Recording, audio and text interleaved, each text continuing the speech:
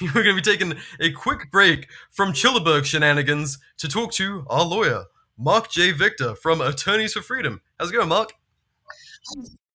How you doing, guys? Great to be on your show. It's a real pleasure and an honor to be here. I'm excited about our conversation today. Likewise, really excited to. I think ourselves and most of our listenership can probably benefit from talking to a lawyer and getting a little bit of education, a little bit of knowledge. I think we'll all be a lot better off. So, thanks so much for joining us. It's a pleasure to be here.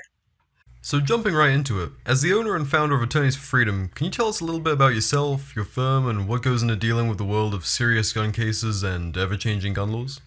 Well, it's a good question. I'm a criminal defense lawyer for like 30 years now, and I do major felonies in state courts and in federal courts. So I deal a lot with gun cases. I have had far more than my share of all types of gun cases.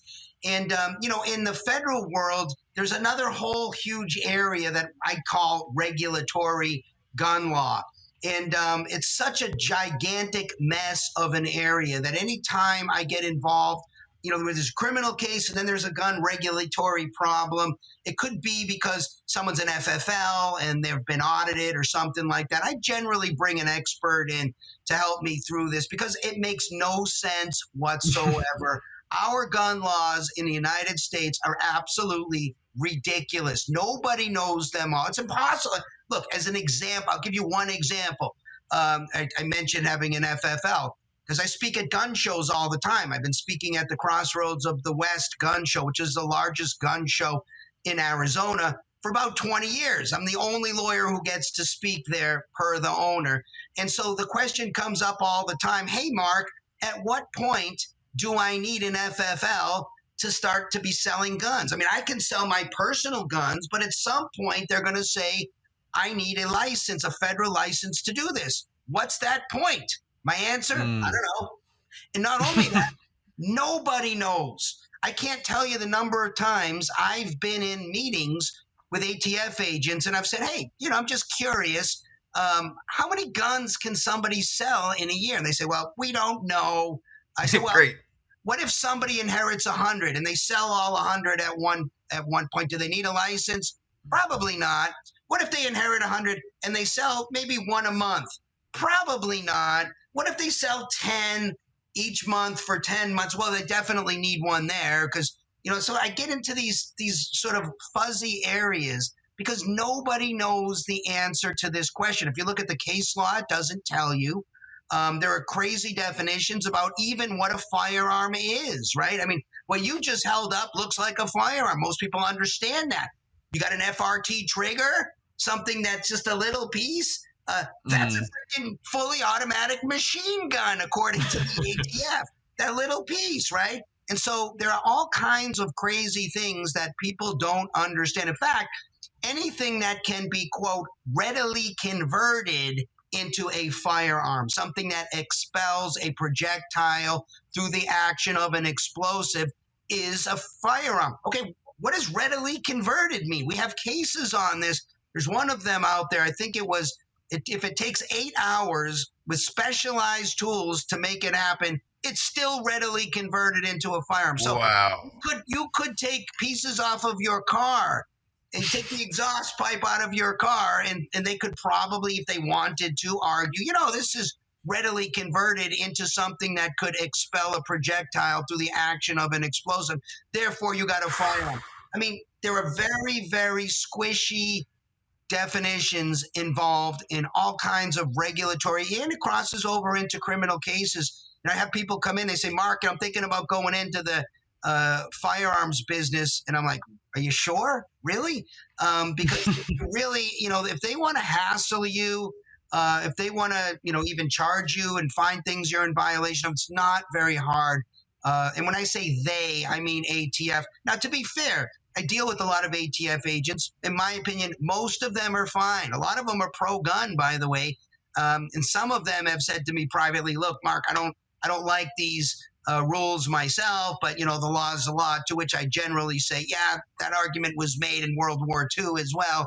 And it wasn't successful then. It really shouldn't be now. Didn't pass the smell test. I understand your position here. But, look, there's a lot of gray area here.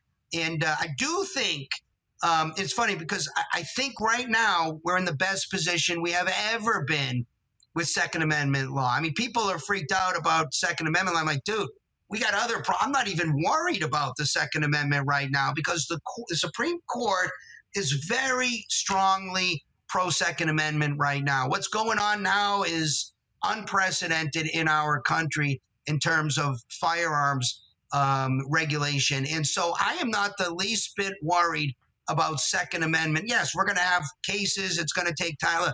For example, I'm in Hawaii right now.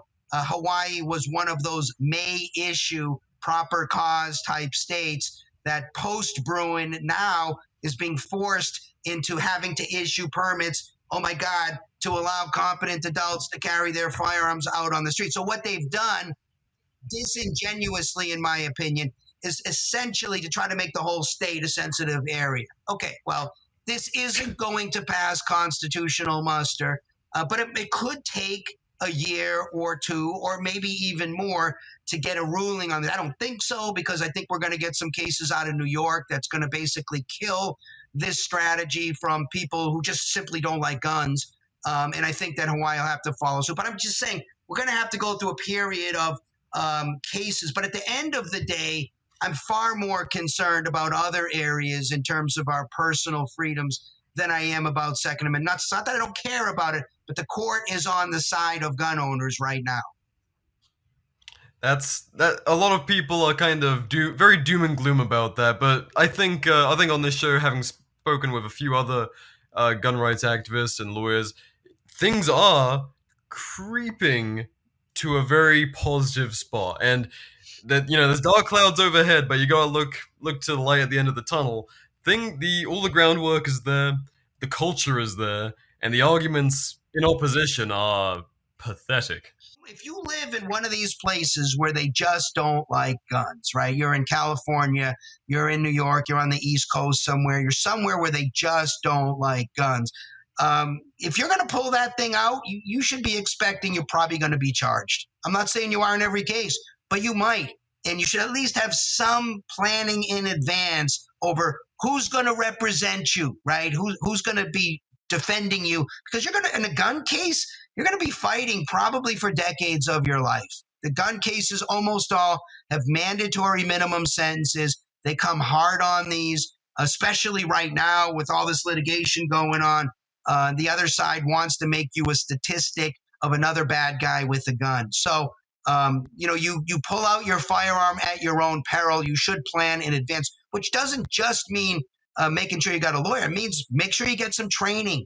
Make sure you go to the range. You know what the heck you're doing.